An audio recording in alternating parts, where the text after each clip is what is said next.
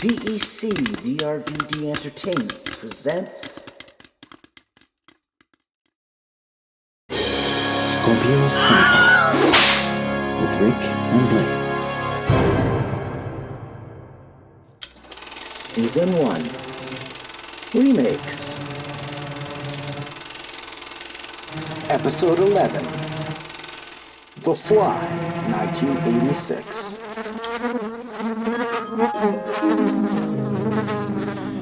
Hello and welcome, movie and film enthusiasts, to the 11th episode of Scorpio Cinephiles. My name is Rick Van Dyke. With me is Blaine Covert.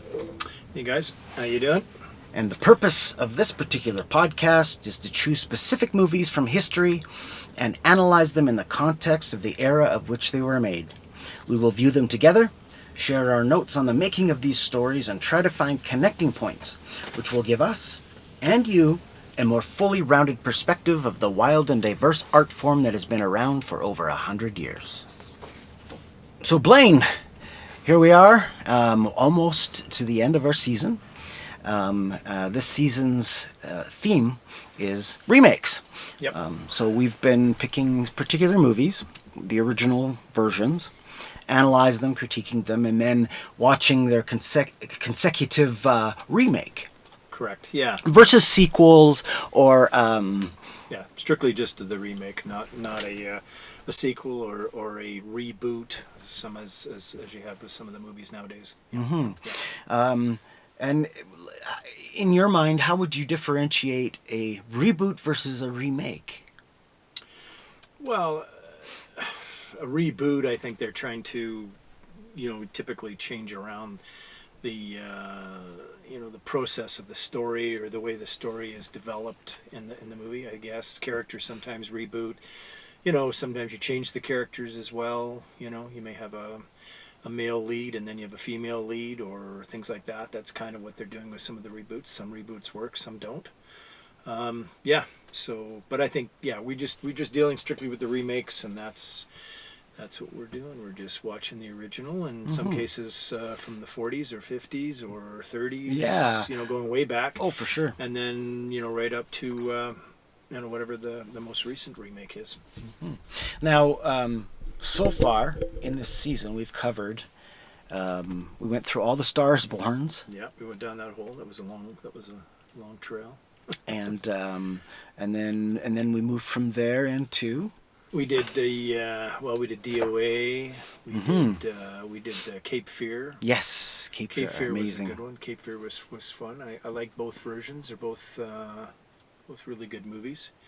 In noir, the original being film noir, the new one being neo noir, of course. That was good. The DOA, same thing. You've got the original film noir, the remake, which is the neo noir, and then into The Fly. And then next after this, we'll be going on to The Thing, or The Thing from Another World. Yeah, the original was The Thing, and then it was originally called The Thing, and then they changed it because there was something else that was around that time that was called The Thing as well, and so they changed it to the Thing from Another World, so there was no confusion. Yeah, and then the remake, the John Carpenter thing, exactly. Yeah, so it's very interesting that both rounds out the season. Yeah, both what we picked for these particular remakes, both seem to be in that same corner, right? We've got The Fly, and then we've got The Thing, right? Yeah, they're both like 50s horror, remade in the 80s. Yep. And with some flair, both remakes are completely justifiable. I think sometimes, they will redo something and then you're like, well, why? Like, why? Yeah. Like the original is so classic and it's so definitively finite, etc., etc.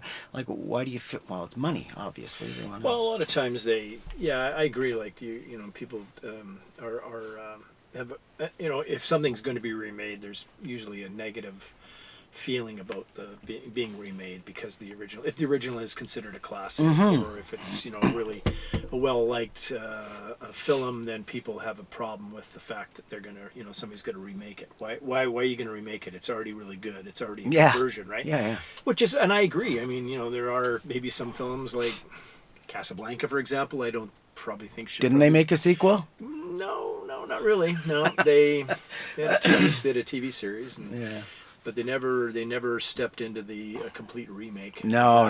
Thankfully, and I think there are some movies that maybe you can't, but other movies that that got remade are sometimes they're possibly better, or in my opinion, this is my opinion, are better than the original. I think we discussed this, and I think one of the episodes we talked about the Getaway with Steve McQueen, right? Ellie McGraw, which is Sam Peckinpah, a really good movie, fabulous movie. I mean, but I did like the Donaldson remake with Alec Baldwin. I just thought it was a little better. It was better pacing and better all around for the action sequences than the Peckinpah version. So I mean, there's one where, I had arguments with my father on that one because he was a Warner Brothers guy. And he was like, Warner Brothers never, always made classics. And then the second Getaway, which was wasn't remade by Warner Brothers. If it had been remade by Warner Brothers, he probably would have said it was a great movie. But but he just, a company man. Hey, very, very, very loyal to the company, which is cool. I mean, it is cool. You don't see that kind of loyalty these days in a lot of stuff. No, exactly.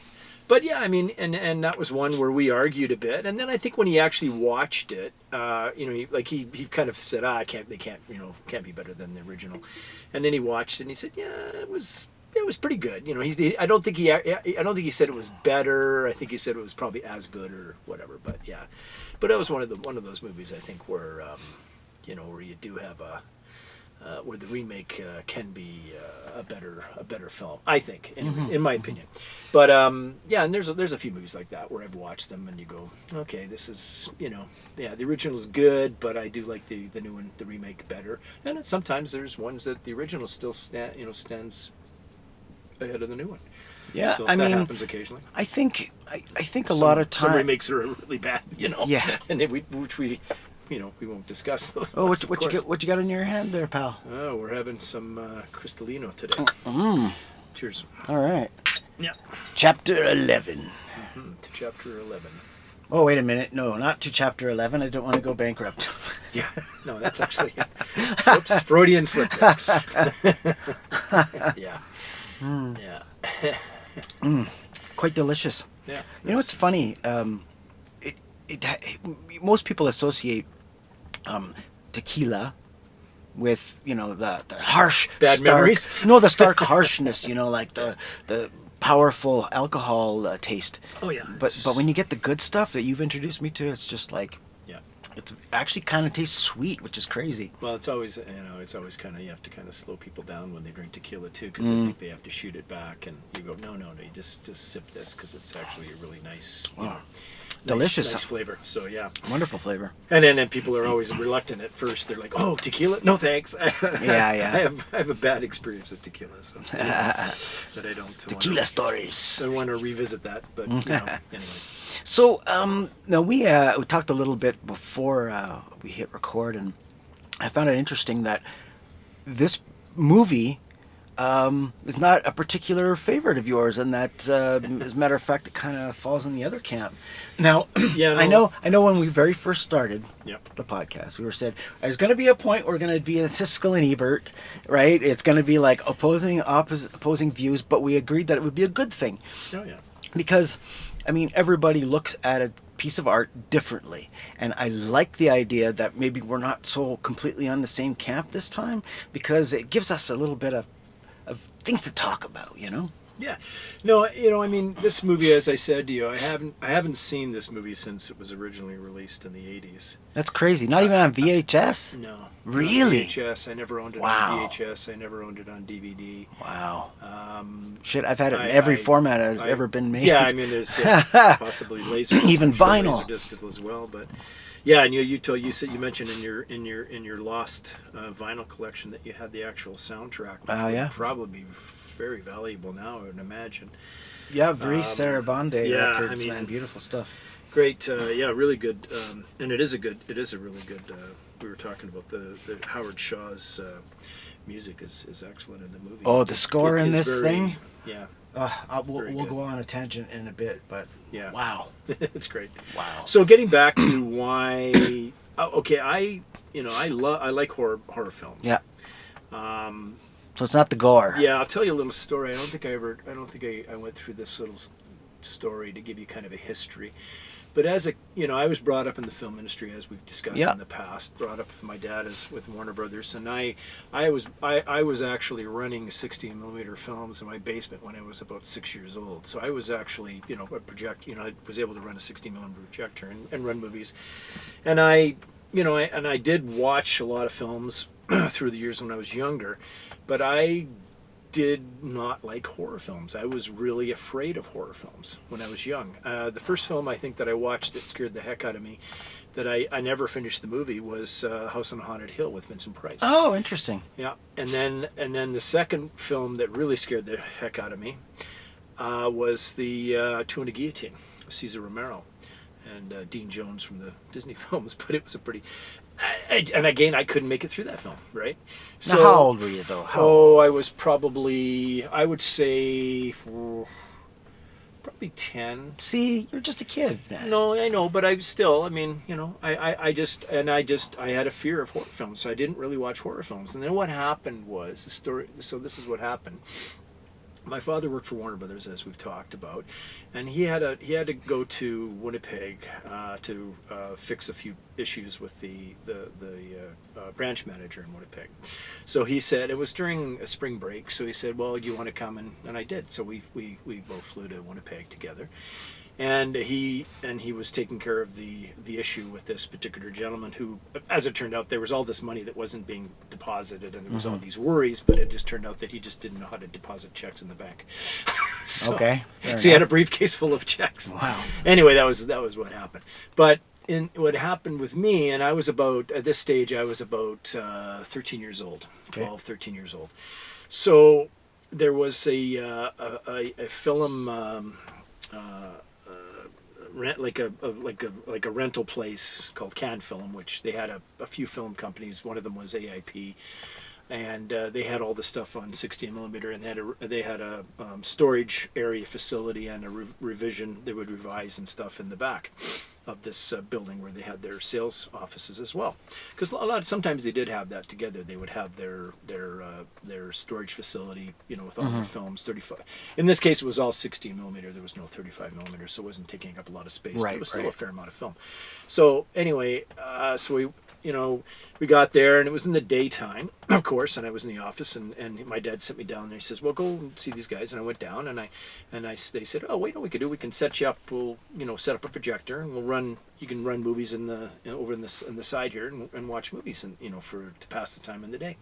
Cool. I said, okay, so I set it up. So what I started to do at that point was watch for the first time, was the American International Pictures horror films, like the original Vinnie Price ones, the Edgar Allan Poe stuff. I started watching that. I watched things like Frogs. They had all this stuff on. It was all the real, kind of the horror. So I started watching it there, and and of course it was in the daytime. It was daylight. It was I wasn't going to get too spooked, right? So anyway, I started watching it, and then I really started to enjoy horror films, and I went, oh, wow, this is fun. And then I got into buying Famous Monsters, and then Fangoria, and then I wanted to learn all about how they were made and all this kind of stuff, right? So then I got really into horror movies. So I was like totally a horror film fanatic, which I've kind of become. Now, that getting, sort of veered off a lot, but it gives you a little bit of an explanation of what happened when I was young and how afraid I was, and now I can watch horror films and I have no problem with it. So what's your problem with The Fly, getting then, man? to The Fly, here's the situation. So I like horror films, and like I say, there are many that I will watch over and over again. But there's a few that take some effort to watch, again, and that's what I find with The Fly, The Exorcist. These kind of films, they both give me kind of an uneasy feeling after viewing them, and I just don't. Yeah, it's just one of those films that I don't really want to, that I can. I couldn't watch it a lot of times. Let's put it that way. Interesting. Yeah, and as I say, I haven't seen this. We watched it on DVD today and on Blu-ray, and. Yeah, I honestly have not seen this film in entirety since its original release in Wow. 86, I believe, 1986. Yeah. Isn't that something? But and that's another thing too, is because how we do the show is we watch these movies fresh. Yeah, exactly. So we don't even watch them at home separately. We experience it together. We watch it, and then we physically go into the booth, and then we do the podcast. Yep. So it's fresh in our minds and whatnot. And one thing I found that was interesting was that even when it was, you had to take a pee or whatever, and you weren't too worried about missing something because you said that you already knew the movie. But you had only seen it once in the theater back in 1986. It stuck, yeah. Saw it in the movie theater in 1986, and I would have seen it in. It would have been in Winnipeg, actually. Yeah, it was when I was in Fairmont in Winnipeg. So I would have seen it at probably a press screening or a radio screening in Winnipeg. Yeah, at that time. Wow. Yeah, and I mean, I get it. I mean, I'm not. It's not a film that I don't like. It's just a film that I just find it. It's just a film that's certainly takes a bit of an effort to watch, to be honest. Yeah, and I mean, it is. I think it's probably one of the probably the two top films, I think, from the 80s. I think the other one for horror sci-fi, which would be and the practical effects part of it from the 80s. I would say The Fly. Cronenberg's Fly and John Carpenter's The Thing are probably those. Yeah, which is kind of cool. That's how we'll be finishing off the season with the seasoning with the Carpenter's Thing, which and I mean, visually the effects. I mean, I watch the effects. I just don't feel. I feel uneasy. Wow. We'll talk about the movie as we go along, but there are certain scenes in the film that I watch and I find it pretty, horrific, really horrific for me. Wow. And I can watch a lot of, I can watch the. Now we've been inundated with so much gore, over the top. It's just gotten, it's gotten sort of ridiculous. That's why I kind of. I like the practical stuff, and when I watch new movies, I do appreciate the practical effects over the CGI, horror, violence effects and things like that.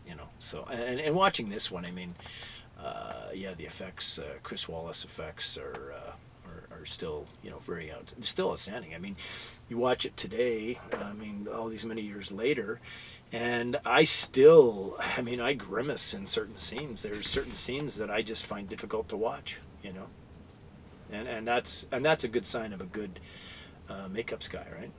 Chris Wallace did a great job. So do you want to talk a little bit about the show, the movie, or what would you like to do? Or do you want to just? One thing that we've really kind of emphasized as we've gone along is that.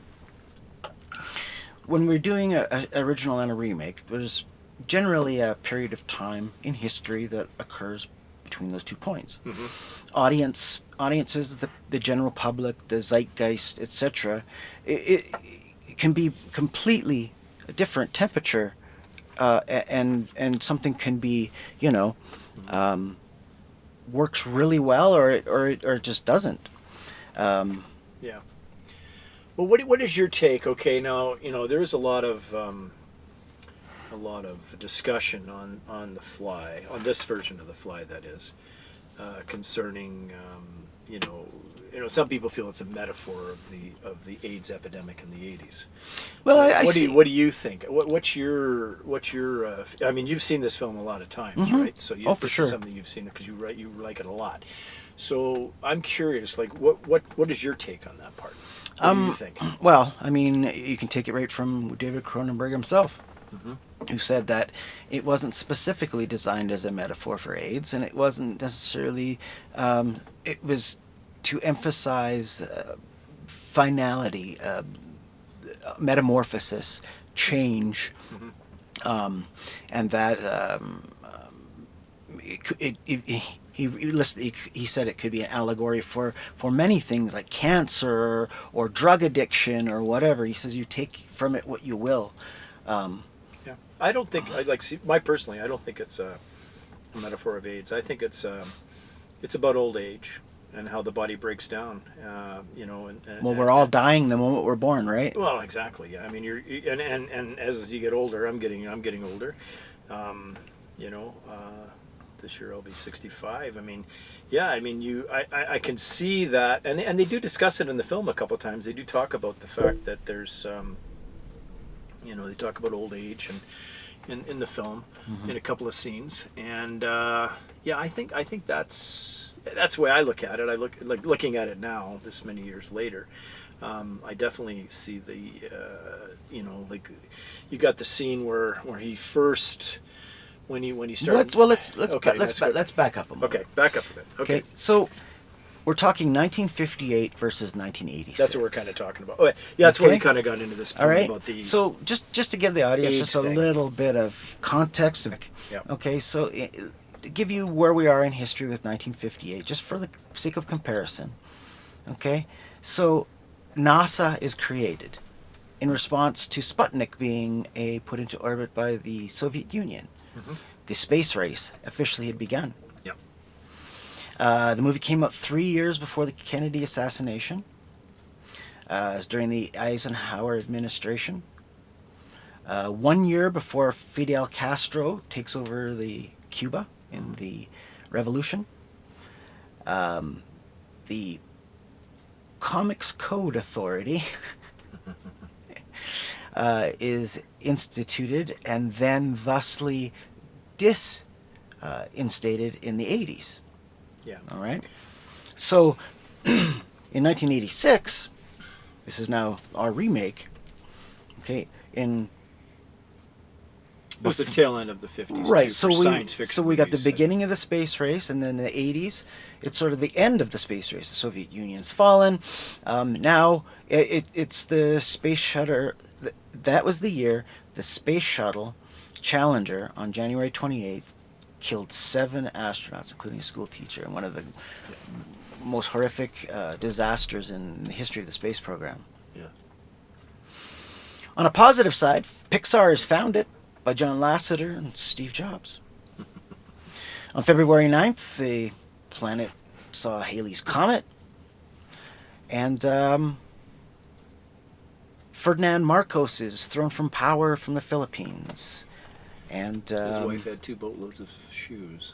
Brought with her.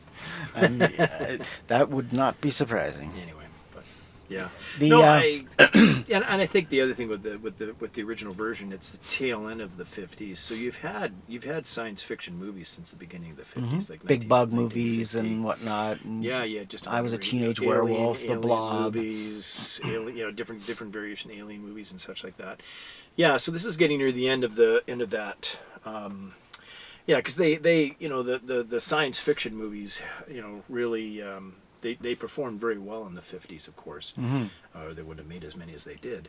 But I think by the time you get into 1958, you're getting It's kind of long in the a lot tooth. of the stuff that's being produced is you're getting a little bit worn thin. Yeah, and they were starting to put less and less money into them as they made less and less profit. Correct. And this one was, and the Fly, like the original Fly, like we discussed, is a pretty it's a well-made movie. It was done in Technicolor, and it's a good story, good script, good cast, brilliant cast as well. And if you compare box office, the 1958 version of The Fly was a hit. It cost them $500,000 to make, and it made $3 million in the box office. Yep. And then if you flip over to 1986, David Cronenberg's version, 60 mil on a $15 million budget. Which is still pretty decent. It is. If any movie could do that these days, it would be when huge. it's funny when you talk about the performance of movies and people talk about some of these ones that have made $1 billion and $1.5 billion or whatever. But I mean, if they cost $500 million to make, Yeah. when you take into consideration, like I was looking back just for shits and giggles at talking about some of the we watched Porky's one day. Oh, yeah. So we watched Porky's. Well, All the Porky's- sequels, too? No, just the first. I mean, we watched the first one, but I mean, if you look at what Porky's was cost to make, I think it was $5 million or something like that, and what it grossed, which was well over $100 million. When you take that into consideration, like you know, like It's a bigger like hit. I remember, I think the original, like when we had the original the Friday the 13th at Paramount. Well, the original Friday the 13th was only $1 million or maybe a couple million or something, and that thing made close to $100 million as well. So you figure, okay, if you're a million, and then you do $100 million. Mm-hmm. Well, you know, what's your profit margin compared to what if you make exactly. a $500 million movie and you do? Everybody goes, oh my God, it did 1.3 billion. Yeah, but it cost 500 million, a half a billion to make. Well, that's why You're not really making. Yeah, So that's why technically the most profitable movies in the history of movies have been things like Evil Dead. Exactly, right? All these really low budget horror films that they produced, and they just kept and they made a ton of money initially, right? Yeah. Blair Witch Project. Well, yeah, there's they're cheap, right? 16mm or whatever they shot it on, and made $1 gazillion. yeah, I mean, when you look at your profit, what your profit margin is, right? It's huge, big difference for sure. Yeah. All right, so you might be asking yourself, in 1958 versus 1986, right? What was the number one at the box office? In 1986 versus 1958. Okay. So I think we did. Do we do? Okay, go ahead. Anyways, in the 1958 list, I have a top 10. Mm-hmm. I think, to be honest, Blaine, you'd probably be more knowledgeable than I, but maybe other than 2 movies, I've never heard of any of them. Right? Okay. However, lay it on. 1986, I know it is my era, but I mean, come on. Top Gun, Crocodile Dundee, Platoon, Karate Kid Part 2, Star Trek, the whale movie, Back to School, Aliens. Yep. Aliens was the only movie I ever left the theater, got in line to watch again. Yeah. Wow. There's another good example is Crocodile Dundee, because I was at Paramount with Crocodile Dundee. That film was only several $1 million. Right. And what did that thing gross? Oh, it was huge. Yeah, it was a cultural phenomenon. Oh, it was huge. It was really, really big in Canada. I remember our percentage compared to what the U.S. we'd normally do about 7% of a movie. Like what the U.S. what the North America we'd be about 7% of the gross. And Crocodile Dundee, I think we were in the 14 or 15% on that thing in Canada. It was huge in Canada. Yeah, we were way, way bigger, like constant and consistent grosses with Crocodile Dundee, and that thing played. Well, I mean, that's back when you could play a movie for a year or two, right? Yeah. And not wild. Yeah, I mean, I remember we played Raiders of the Lost Ark in Winnipeg for a year. Wow. Brought the theater a birthday cake because they played it for hit Isn't that the 1 year. You never get that these days. No, there ain't no way in hell. Yeah, it's on streaming service. Yeah. Either on the same day or shortly after, or it's just a completely different setup now for sure. So at the Academy Awards, 1958, Best Picture went to The Bridge Over the River Kwai. Yep. And David Lean also won Best Director. Academy Awards in 1986, Out of Africa got Best Picture. Right.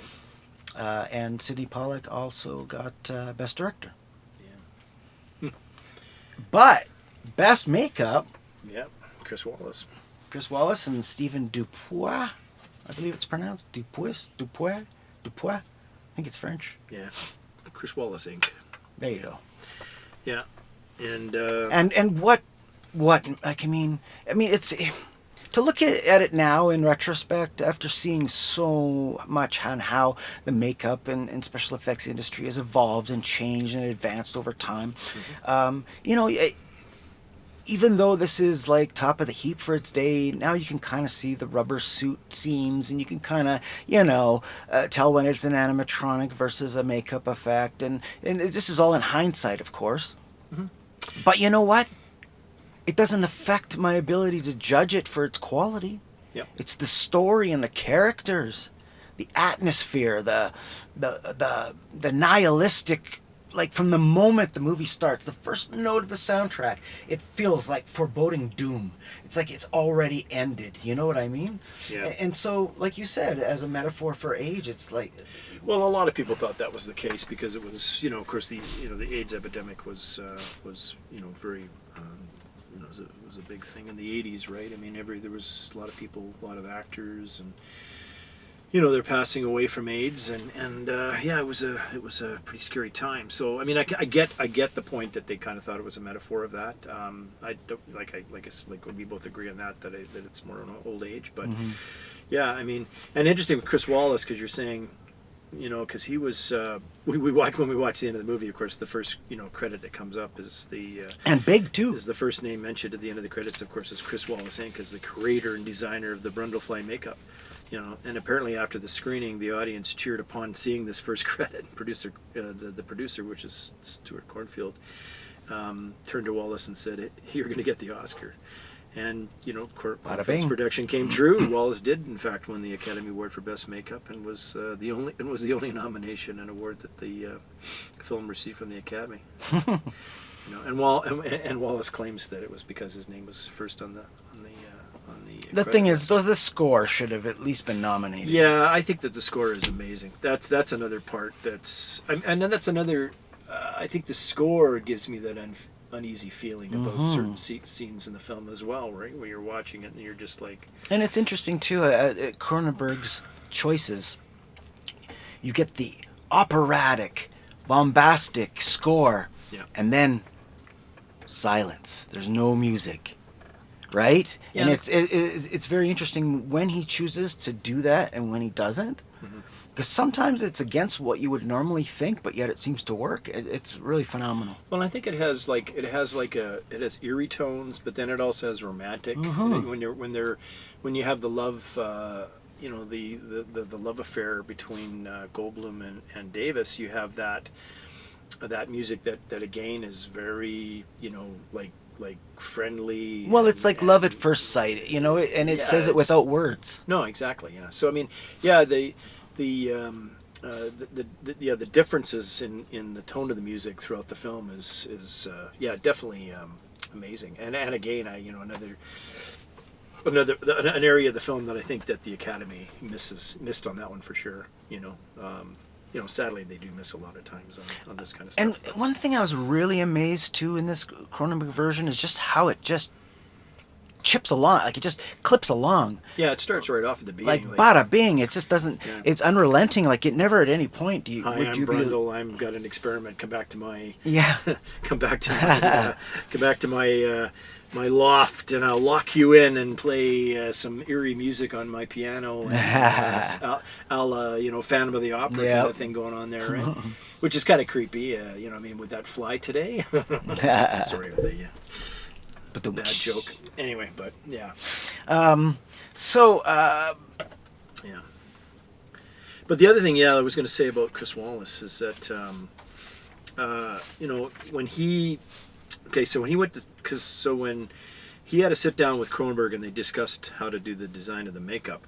Yeah, it had to be a metamorphosis. There had to be multiple designs. Yeah, and what he did is he studied graphic books on diseases and as a starting point for the Brundlefly makeup, creature designs, and then finally the Brundlefly creature is horribly deformed and asymmetrical, and it reflects I think that kind of reflects Cronenberg's idea that the creature shouldn't be a giant fly, but rather a literal fusion of a human and an insect, that embodies the elements of both, which I think that's kind of an interesting take on it. Well, I guess in the end you have sort of a man insect or whatever. Right. What his face falls apart off, takes the face. Like, as iconic as the giant head on the original Fly is, it's kind of ridiculous. Yeah, it doesn't. Right? Because, all right, one thing that I think handicaps, like, don't get me wrong, the original is a classic. But one of the things that hindered the 1958 version, I found, was just the fact that once he changes into the Fly, he doesn't speak. Yeah. Right? He has to do everything on a chalkboard, and it's all... Right. And I understand that's for dramatic emphasis as well, but it's like he just becomes the Fly already. And it whereas here, it's almost like this descent, right? There's a journey, a beginning point, and then an end point of the transformation that makes it much more dramatic. Yeah. Well, I think the original, they toyed with that idea of having, this sort of a like not a straight out fly head and fly hand. Yeah. But I just don't think at that time they could, they could do it and get past the censors. Well, not only that, too. You said as well that it was sort of the tail end of the creature feature thingy, and they probably didn't pour a ton of money into it, right? And effects are determined by your budget, really. And that's another thing that really surprised me. There was no super flashy special effects, like optical effects in The Fly. Like, you didn't see, like, the thing disintegrating and all the veins disappearing and all the eyes. It was just, like, almost the camera just turns to the other pod. Mm-hmm. Almost like a magic trick, which is ironic because when we first meet Jeff Goldblum in the movie, he is discounted as being a magician. Oh, it's the old two-pod trick, right? Yeah. And that's why I think the screenplay is so brilliant, because it hits on all those different levels. And with the least amount of dialogue, you know who these characters are, right? Yeah. I hate that guy. I love this guy. Yeah. You know what I mean? And that's a sign of good writing, right? Because it's different than a series where you've got time to develop a character and see, you've got 2-hour window in which you need to let the audience know what's going on, who these characters are, and what their journey is from beginning to end, right? There's an art form to storytelling, to tell a narrative in that short, and it is a short period of time. No, because this movie, like you say, it hits the pavement and starts running, and as soon as it opens up with them in the, in that sort of their trade show or whatever it is at the beginning, where he's immediately talking with her about, okay, I've invented this amazing. Well, he's trying to impress the girl. Yeah, right? He's trying to impress her, of course, but and I don't. He doesn't really have. I don't know if he's not much of a ladies. He's not really a ladies. No, man, he's a reclusive scientist. He's kind of ham-fisted or whatever. Because he even has that, the whole thing with the clothing when she says to him, "Well, do you ever change your clothes?" And he goes, "Of course." And when he opened the closet, he's got the same suit and same pair of pants and the same shoes, of course. And he even says the same thing, because like Einstein, you don't want to be wasting time thinking about what to wear. Exactly, you want to get right to what you're doing, which is experiments and such. Well, back in the day when I had to wear a uniform to work. Yeah, you were saying. Right, and so I didn't have any of the proper pants previous, and I didn't have any of the proper other attire thingies that I required for my uniform. So I just thought, well, I'll get 5 of each, and then every day you go to work, you don't ever have to. It's whatever's clean. You never have to decide what to wear here. It's just easy. Yeah. And you know what? I kind of got. Everyone hated having to wear a uniform, and I was the only one that really liked it because for that exact reason. It just. Yeah, you didn't have any big decisions to make in the morning every day. Well, a big decision is a relative term, but with clothing, I mean, which I don't think anybody. I don't know if it's true. Now that being said, okay, so 1986, man, like, what a year for movies. Yeah, it was and it was the biggest year for Paramount, because when I was at Paramount, we were number 1. Wow. And I did get a plaque which had because we had actually. Yeah, the other two. What's the top 10? So you got. Oh yeah. Should have been okay. So you got Top Gun, you got Crocodile Dundee. Platoon. Is not number 3. Coming. What's the other one we had? Not Coming to America. It was Back to School. Golden Child. Golden Child. Yeah, is 8. Number 8. Golden Child is number 8, and then we had Ferris Bueller. Should be on there. Number 10. Yeah. Ruthless People was 9. Okay, so we had 4 out of the top 10. Wow. And Top Gun and Crocodile were massive, huge hits. Oh, for sure. Like money wise, I'm talking about. Yeah. Millions of dollars in the bank. So yeah, it was a really good year, because I remember I got a plaque from my boss at the time, like a silver plaque that had listing the top 10 out of Variety, the exact print from Variety, saying good year, thanks guys. Right on. Yeah. Anyway, yeah. And speaking of Top Gun, I mean, if you want to talk about remakes. Yeah. Like, holy shit, that Maverick movie, fantastic. Yeah. I absolutely adore that movie. Continuation, but yeah, exactly. But a really good continuation. I guess it's not a remake. No, it it's is a sequel. It's a sequel, yeah. But it's definitely a really well made. They took their time. They thought about what they wanted to do. They did it right, and they pulled it off. Yeah, and it's a great movie. And I guess, yeah, rather than a remake, it's sort of like a reboot sequel.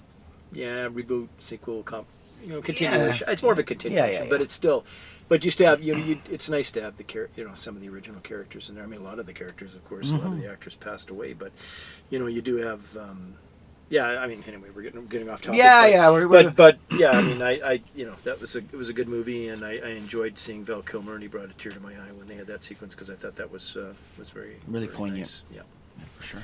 Yep. So here's a review. Okay, and then this is a review of the 1958 version of The Fly. Okay. But what's interesting is you could apply that same review to the 1986 film, which is what I found quite ironic. All right. Okay. New York Times critic Howard Thompson. It does contain briefly of the most sickening sights one casual swatter wielder ever beheld on the screen. Otherwise, believe it or not, The Fly happens to be one of the better shock school movies. It holds an interesting philosophy about man's tampering into the unknown. Yeah, I mean that is kind of cool because it definitely does encompass a lot of the a lot of the points. You could be saying that. Yeah, about... you could say because what was the first line he says about the like the. It does contain briefly the most sickening sights. Yeah, sickening sights. I like that. Sickening sights. That definitely goes with the '86 version of The Fly because you do have some pretty sickening sights in that movie. It can be pretty gruesome, especially near the end. Right? And what's interesting too is that though it's not. What's the typical? Well, I shouldn't say typical. The Cronenberg body horror themes that he carries throughout his movies. Yeah. Well, the flesh, like it's always. I think it's kind of talks about the flesh. Mm-hmm. That seems to be a pretty important. All the way back to Videodrome, I think. Really, don't they talk about the flesh in that too? Videodrome. Oh yeah, for sure. Videodrome is very much about the flesh. Yeah. Oh yeah, for sure. Because you got the hat, it's metal and flesh. Sort of bioorganically. I don't know what you call like attaching or what's becoming one part or one biomechanical. Biomechanical, yeah, the biomechanical, yeah, because you got him with the gun, that's kind of like a organism, on his hand. Yeah, right? yeah. Which Videodrome, something I haven't seen that for a while actually. And what's crazy about that too is do you remember? And then we're going way off track here just for a moment, but I'm just about Videodrome. We're still talking about Cronenberg, so yeah, we're relatively, somewhat on track. Nothing wrong with that. But in Videodrome, it's all about this pirate mysterious station that exists. It exists, but it doesn't exist, and you can kind of tune in a bit. Maybe you can catch a bit of the signal. Mm-hmm. But when I was a kid, there was the rabbit ears would sometimes pick up signals of people's satellite. Yeah. And you get like these ghost signals where you could just barely see, and there was just like really a lot of snow, but you could hear a little bit. And we discovered you could see porn, but you couldn't see anything. It was just like the movement of porn. You could hear part of the sounds, and it was just like we're all in there trying to like tune into these stations that are not stations, and that's what it really reminded me of with Videodrome. Yeah, well, that's how I think we discussed that with the very first, when they brought cable to Calgary, the guy that brought it in, he had the porn, which is the softcore porn, stuff that they used to shoot at the Playboy cinemas. Channel or whatever it was. This is further back, so it'd be things like Alice in Wonderland or Cinderella, those kind of ones that they used to 16 millimeter, just boobs and never anything too graphic. But he would put them on Friday night on the Channel 4, which is the same channel that had all of the information like your weather, time, and all that crap on it. And he would put these on late on Friday night, and make ratings. Everybody started buying, getting cable because they wanted to watch the porn. Yeah, erotica. Well, they had some of the, and he did bring in, like he brought in, one of the things he brought in, I remember watching, and we're all young, kids, young guys trying to, of course, when porn's on, we're going to watch. If there's boobs on, we're going to go watch the boobs. But they had there was a French TV series of Casanova that he ran. Okay. And I wouldn't be able to tell you much about it other than the fact that it was, lots of boobs, and for a 13 or 14 there you kid, go. That's all you need.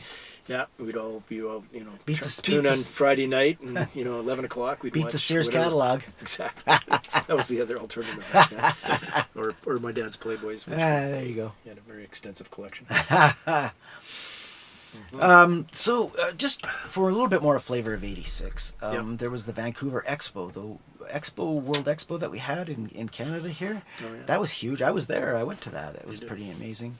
We had the Chernobyl disaster, killed 4,000 people. It's insane.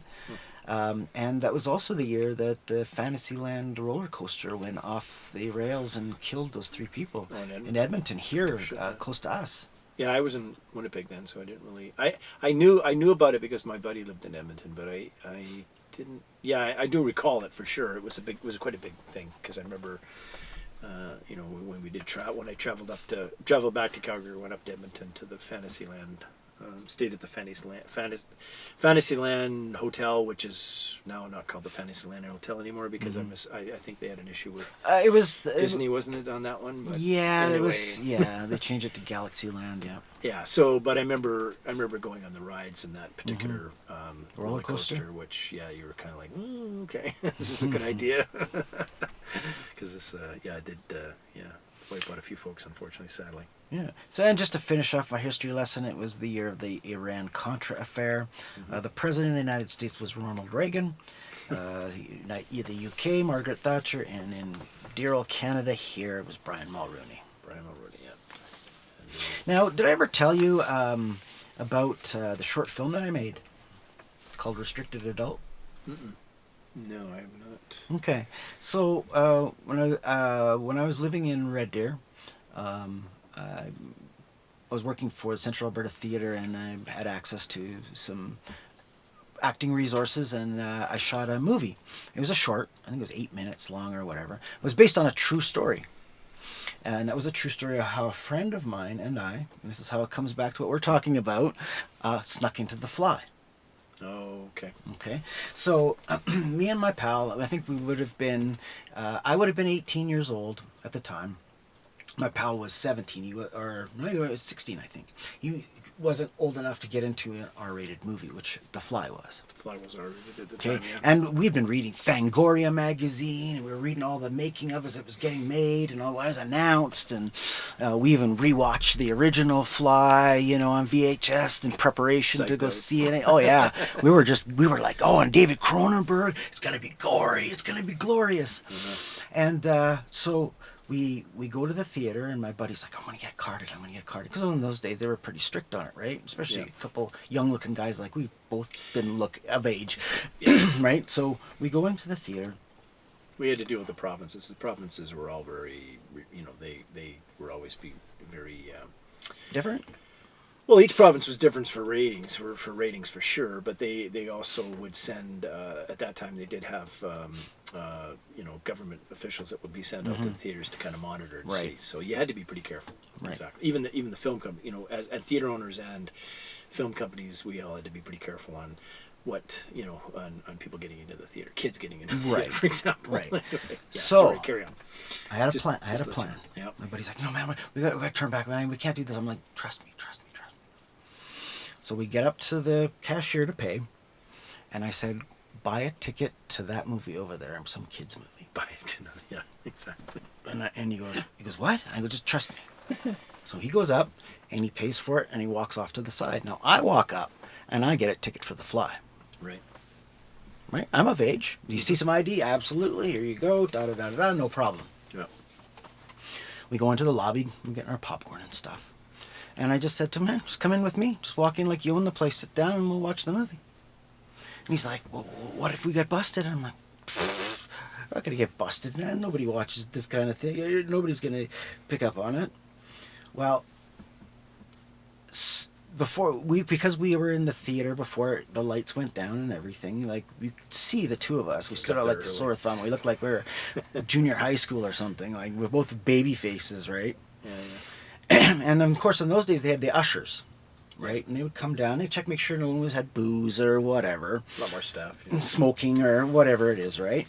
And the usher comes down and she spots us. Oh dear. She says, "Can I see your guys' tickets, please?" Oh shit. Right? So what I did was actually, as she was walking towards us, I knew it was coming. Yeah. So I took my ticket and I gave it to my buddy. Uh-huh. I said, "Hold on to this." He goes, "Okay. Can I see your tickets, boys?" "Oh, yes, absolutely. Here's my buddy's ticket." He shows that he's got a ticket. Yeah. Right? Obviously, he must have shown his ID at the front because he's got a ticket to the show. Everything is golden. "Can I see yours?" "Mine." Now, I had actually purchased a ticket for the fly. I was completely legit, but I gave him my ticket. She doesn't know this. Yeah. And I said, "Oh, no, I don't know where my ticket is. I think it fell out of my pocket." And she says, "Well, I'm sorry, but if you don't have a ticket, you can't be in the theater." I said, "I tell you what if we go up to the front to the cashier? She'll remember me, and she can verify that I paid for a ticket and showed my ID." Yeah. Manager walks me all the way up to the front cashier. People are still in line and walks up. He verified that this guy purchased a ticket for the fly, and he says, "Yep. Okay, good, you're golden." And we both got in to go see the fly. It's funny, I talked to a fellow he's a film enthusiast like myself, and he was talking about his early days. He's a little younger than me as well, and his early days when he would go to the adult movies. So he was really small, so he'd sit in the seat with his feet against the seat in front of him and hold himself up so that he sat higher in the seat. And that's the way he watched the movie. He had to watch the movie like that in order to Looked like he wasn't a kid. like he was an adult. So there you go. Another, yeah. But yeah, no, I shot that short Mm-hmm. much years back. It really isn't anywhere you can watch it, unfortunately. But I'll show it to you someday. Sure, that sounds interesting. Yeah, that's cute. Cute story. Yeah, well, that's a cute story to with the fly, of course. That you guys actually had to kind of break in, try and sneak in to watch it. Wow. Yeah. So, well, and I, speaking about reviews, you're talking about the review from the New Yorker. Was it the New York Times? Mm-hmm. New York Times. Yeah, there was a review. I read a review recently because I do read a lot of the. I like Ebert, and I read a lot of the Roger Ebert reviews. Not now that Roger Ebert's passed away, of course, but all the younger guys that review, and I do like their reviews because they're usually pretty close to what I like in a film, and if I read a good review there, then I'll definitely watch the movie.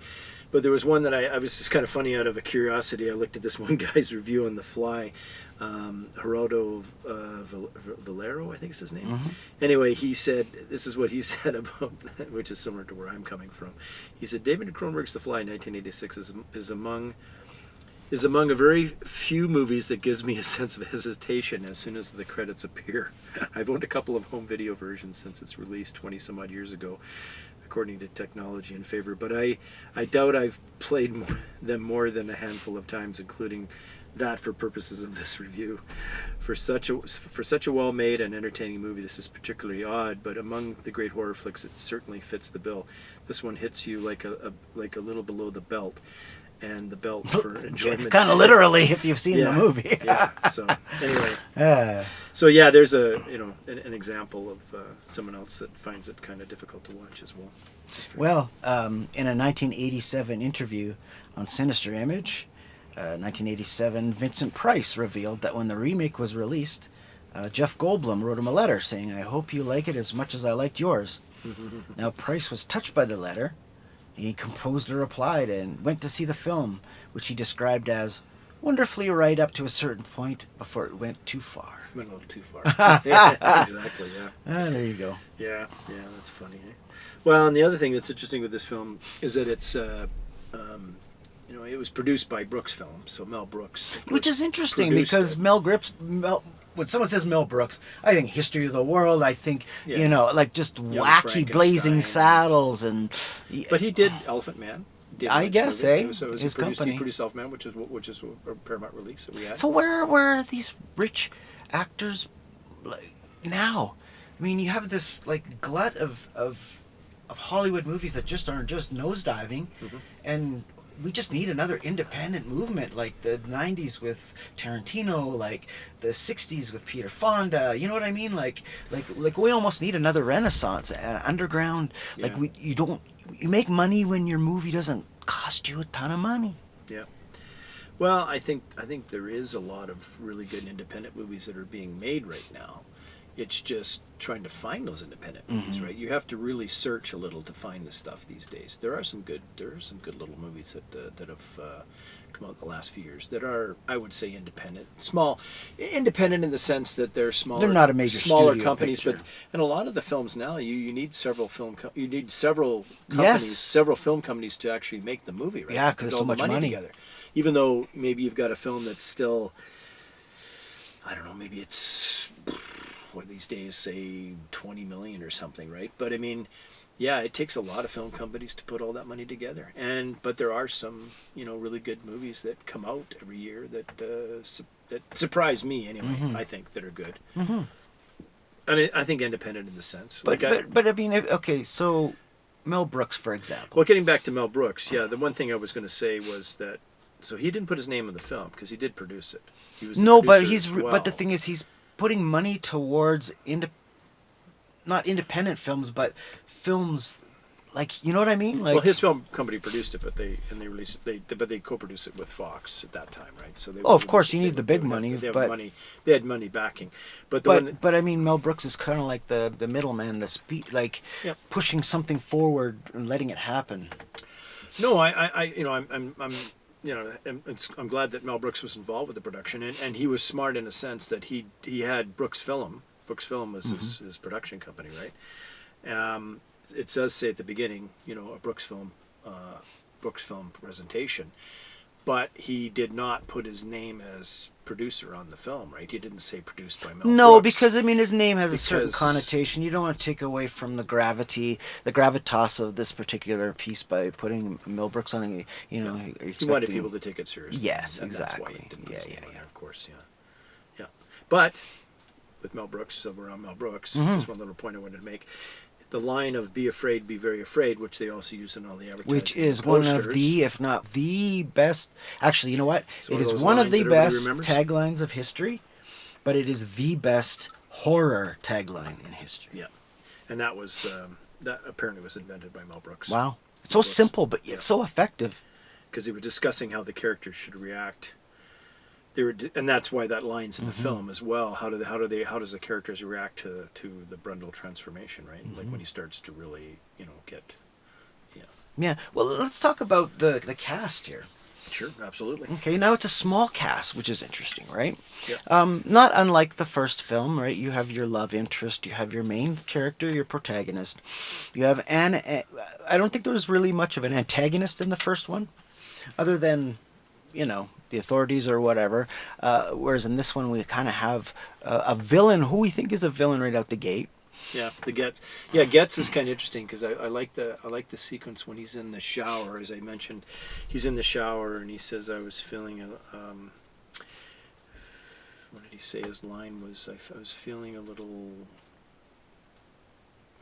grubby or whatever." Anyway, I kind of lost it now. But anyway, he was scummy. I was feeling a little scummy. That's what he says. And she kind of comes in because she's like, comes into her apartment and then he's in the washroom in the shower and she's like, "What the hell are you doing here?" Right? And he's got a key, so he's her last romance, And he won't let- he he is a doesn't wanna let little go. bizarre. He's a little strange, a little not very cool.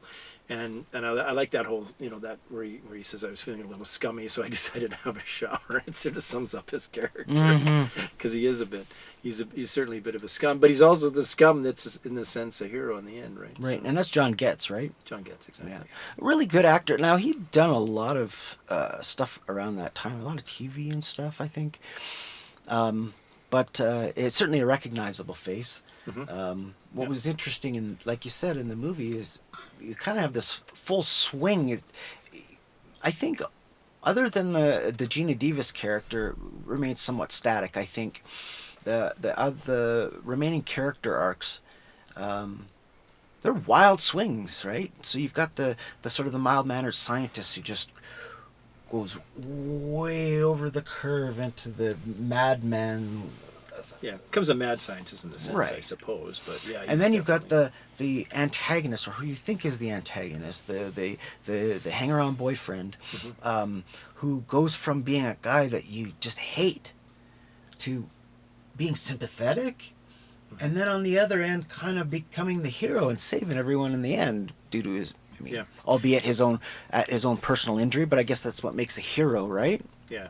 You have to suffer a little, I suppose. Well, no, I mean Or- it's or just in this it's just situation, putting a lot. put your own safety above others. No, yeah, and he does. Yeah, the character arc definitely. His character arc changes a great deal because I mean he is scummy at the beginning. Like sleazy. He's sleazy, yeah, exactly. And then by the end, he's definitely he does the right thing. And if he didn't shoot the pod's cables attached, Then we to would have had Geena one seriously Davis's, fucked up then- ending.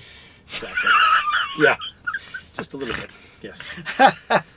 But Yeah, talking about the like, just to give you I did make some notes on Goldblum and Geena Davis, who have had a really interesting career, and I think I'm going to stay with more of the earlier days because I think with Goldblum you've got 1978 he did another remake. We didn't go down that route, but those are two really good movies, the original Invasion of the Body Snatchers and the new version of Invasion of the Body Snatchers, which is another really good movie. Well, we And- debated that, but I mean, we wanted Yeah, to well, move you on can to only other things, right? do We so wanted to be much. the remake show. Yeah, so he did that in 1978. In 1983, Big Chill, which was a very big hit in the 80s. Another real big cult classic, which everybody talks about, but a lot of people have probably never seen it, is the 80s. Earth Girls Are Easy. No, 1984, Oh. The Adventures of Buckaroo Banzai. Oh, yeah, Across yeah, the yeah. Eighth Dimension. That's right, John Yeah, no, that's Lithgow. when, yeah. 85, Peter Weller. In 85, he had a great year. He did Silverado. Into the Night, which is yeah, Silverado's a great movie. A lot of fun, great cast. Silverado single-handedly resurrected the Western for me. Yeah, it's a good movie, great cast. Into the Night, which is Kevin Costner's so funny in that. One of my favorite neo-noirs, directed by... God, the soundtrack to Silverado. Sorry, I'm going. Sorry, go ahead, carry on with Silverado. No. It's just one of those movies that I just love. That's all. Yeah. And then, of course, he did Into the Night, and then they did Transylvania 65000, which is where Transylvania 65000. he met Geena Davis. And they hooked up.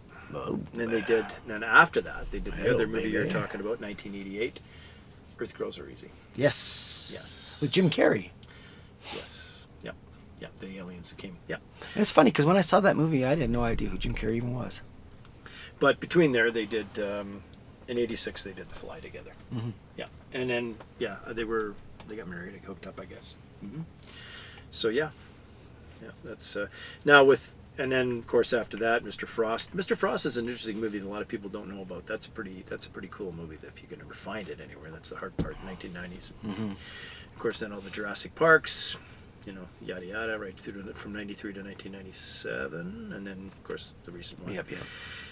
But Davis she started '82 really with her biggest movie, which was Tootsie. And then she did, in 1985, she did Fletch, and then, of course, Transylvania 65000, which we mentioned. Well, speaking of remakes, hey, Fletch has been remade with John Hamm. Yeah, I did see that. Have you seen it? Yeah, Fletch. I haven't seen Fletch it. I was so Confesses. curious. It's actually pretty good. I like it, yeah. Now- It's, close, it's... The books I've read a couple of books and they are pretty good, and I do like, and I like the character. And I like it's a lot of that sort of one-liner dialogue and stuff, snappy dialogue, and he's and actually John Hamm's really good in the character. He does a good job with it, I thought. Yeah. Well, as soon as they said the casting, I was like, it wasn't even a question. Yeah. Yep, done. That is perfect casting. Yeah. He's just got that deadpan humor. It's just fantastic. So, In '88 they did Earth Girls, but she also did Beetlejuice, which is now There gonna you be, go, It's even, going to be yeah. another sequel coming up down the pike, right? That is correct. This year is Beetlejuice. yeah. What's interesting about the Beetlejuice sequel, and just, we got to get back here because we got about 10 minutes left in the show. Yep. But actually, we're going to not talk about that at all. We can bring it up at a different time. Okay. I just want to talk about this movie and the performances. Like Jeff Goldblum, I mean, how can you not believe that he's a scientist? Like, he does the technobabble so effortlessly. He just, like, you immediately believe his character. Yeah. Like, you're not even, it's Jeff Goldblum, but yet the performance eclipses the caricature, Well, he has that ability. I mean, even in the Jurassic Park films, he has that. Mm-hmm. He does when he talks. He sounds like he's a scientist. So maybe he kind of, went down that road on the fly and fine tuned it as he went along into the Jurassic Park movies. But yeah, definitely, I think the Goldblum's performance is amazing. And it's sad, like at the end when he starts to, and I think. And again, it's still that metaphor of old age in this, to me anyway, because I know when he comes around the corner, he's got the walker, canes, yeah. And that is something you can see, like as people get older, they have walkers or canes and such like that, right? And if they start to, dissipate, and I mean that along with his little twitches, when he has that little twitchy kind of a thing. Oh, like the insect twitch. Kind of like oh my god, it's so good. Movement, that part there, which I think that I read that was something that he came up with and he put it in there, and that's another part that's I think his performance is amazing, extraordinary, and it just goes to show how prejudiced that the Academy is towards genre films. Yeah. No, seriously, like think about a performance like Split. M. Night Shyamalan's Split. Mm-hmm. Like, I'm sorry, that's an Academy Award-winning performance right there. Like, just give it to the man. Why not even nominated? Mm-hmm. Yeah, there's so many movies that you watch and you see some fabulous performances, and again, like Goldblum in this one, and it's just like, wow, they just. Well, and Geena Davis is strong too. Geena like Davis. She's the great heart, right, of the movie, and you can just feel her pain. Yeah, when she sees him falling apart, and he doesn't want her to touch her because he's not sure if it's contagious.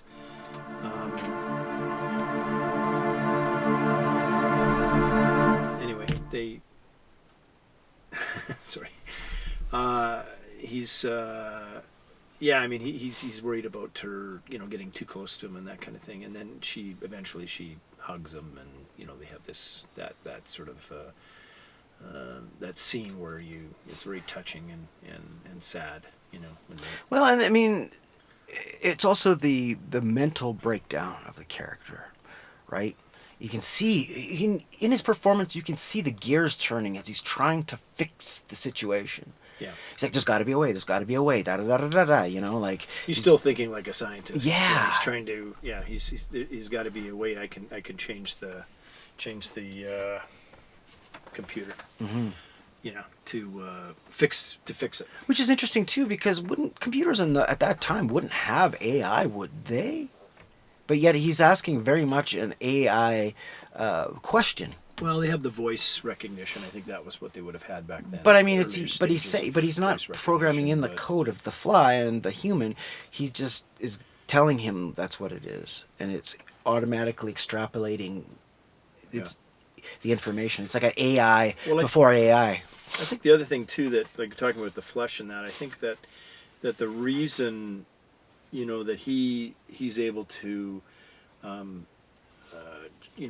sort of change the system to what he wants, or change to upgrade or whatever you want to call it with the computer, is because that's after he has sex with Geena Davis, then his character Brundle I think he discovers there's the way to tell the computer about the flesh, because that was always the problem he had. I mean, right, because she said when she ate the synthetic steak, she said it tasted fake and synthetic. He said it's about the flesh, right? Yeah, but I think he was. I think that scene, he's awoken after having sex, and then he teaches the computer. Or tries to teach the computer the ways of the flesh. Of the flesh, yeah, exactly. So I think that's a important part to note. But you're teaching a computer, basically a learning computer, an AI. Well, and again, the computer only does what it's, like he said. I think he did say a line in there, like the computer only does what you tell it, kind of a thing, right? And that's one of the issues, is that at the end, like when he's trying to combine, his body with the baby Geena and Davis the fly and the guy, baby, and we're all going to be one great, like organism together. That's not going to work, right? Now, it's not going to end well. No, but literally, not gonna end well. But it is a movie that's small in scale but epic in theme. Mm-hmm. right? Yeah, it's not a. Yeah, it's not a yeah. I A think lot you're of it right. takes place in the laboratory, and a lot Yeah, of it takes yeah. place at, well, in the laboratory, really. And even the effects are minimal, other than the makeup Yeah, effects, which yeah. they take to the next level. But I mean, the effects. And we were talking about the pods. We really like the pods because the pods have a real Industrial, kind of but a yet futuristic look about them. And I yeah, just love a the way the door opens. yeah, it just feels very prominent when the door opens and things happen with the pods. It has a more of a larger than life effect. To You know, if you could take one of those pod props and make it into a little mini steam room, yeah, you're saying, right? it always looks like a steam room. When they Yeah, open right. the Someone doors comes and over to visit you, say, "Oh, meet fog me in coming the out. steam room." They walk in, open the door, and there's this pod, and all of a sudden it opens.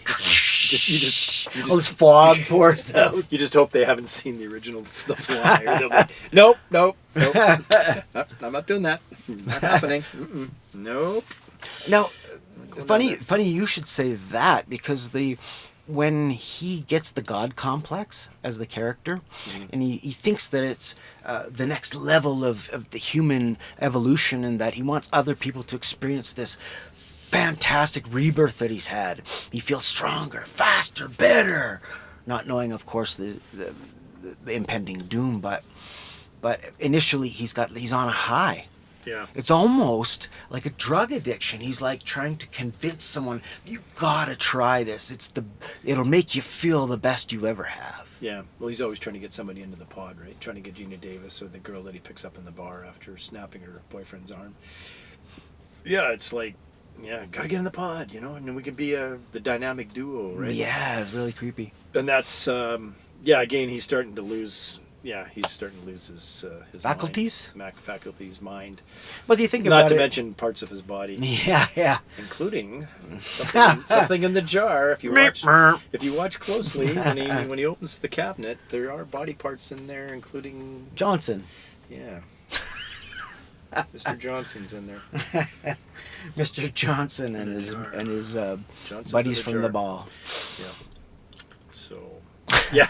Anyway, and actually, the other thing interesting. There's a bit of trivia. I don't know if you were aware of this, but the Brian Ferry was asked to do the end song for the film, and Mel Brooks and Cornfield commissioned him to do a song for the film's closing credits, but Cronenberg just despite didn't like the song and felt it was just inappropriate with the film, and both Brooks I think and any song Cornfield- would be inappropriate. yeah, really. Brooks and Cornfield eventually decided they agreed the song didn't mesh with the film, and they and resulting the song being played, the Brian Ferry song probably does play, but it only plays in the sequence in the bar when he goes to pick up the girl. It's in there. Yeah, you have to listen carefully. Oh, really? But it's there, Huh. and it's extremely rare. Like, you talk about your soundtrack. I don't No think your kidding. soundtrack had that song on the soundtrack, did it? I I don't think so. No, because Was it it didn't turn up. really? It didn't turn up anywhere. Yeah. Yeah. Just the sequence in the bar. Interesting. Yeah. When he goes and picks up the girl. Yeah. Anyway, that was just talking about the bar. I remembered that about the song, so I wanted to get that in there. Yeah. So yeah, now you haven't talked about. Well, you kind of did about why you. Okay, let me just restate this. Okay. This is not one of your favorite movies. No, I'm not. It's a good movie. I'm not saying it's a bad movie. It's not a movie that I don't like because I feel that it's a bad movie. It's just a movie that I personally just have an uneasy feeling. Like I talked about the reviewer, he has to kind of gear himself up to watch it, right? And that's kind of the way I felt. I felt all week. I felt uneasy about watching it. Really? To be honest, yeah. Interesting. I had this really like sixth sense. Like Wow. I just. Now, are you okay? Has it exercised you of that fear now? Like, is it? Like, you don't. Well, it's a film I won't watch again. Really? No. So it didn't kind of desensitize it for you? Maybe you built it up in your own head or whatever? No, I wouldn't watch it again unless I in this particular situation I had to watch it for the podcast, which is fine. And we chose these films. Let's do this and let's do this one. And he said, let's do the original Fly. Let's do the remake of The Fly. And I was like, okay. I'm not saying anything. I'm not going to say anything. Yeah. I'm not gonna. Yeah, see, for me, it's right in that rotating top 10 horror movies of all time for me. Oh yeah, and I agree. I mean, it's, as I said, this is probably one of the finest films to come out of the 80s. Horror sci-fi. It's one of the finest horror sci-fi to come out of the 80s. Absolutely. I don't disagree with that at all. But I mean, it's the same with me. I mean, I own Schindler's List, but it's so emotionally taxing for me that unless somebody hasn't seen it, I won't watch it, even though I own it. That's, it's kind of the same thing. Yeah, like yeah. There's certain movies you can. Yeah, and again, it's just it's a little harder. Like I guess we're not as polar opposite as I It's thought an we were emotional- going to be on this. Then No, it's not. It's nothing to do about. It's nothing like I was going to say. No, this is the worst movie you can ever. Yeah, that you can. That and I'm going to talk bad about it because that's not the case at all. well, that is it. That is The Fly, Yes, 1986. and I will sum it up with the scene when Brundle pukes on a donut and says, "Oh, that's disgusting." And I think, yep, that sums it up for me. Yeah, well, he disintegrates more than just donuts. Yeah. Anyways, that's it. All right, guys, we're out of time. Yeah. The Thanks again for another really good podcast, and Have yourselves a good one and take take care. care. Everyone. Be safe. All right. Peace. Peace out.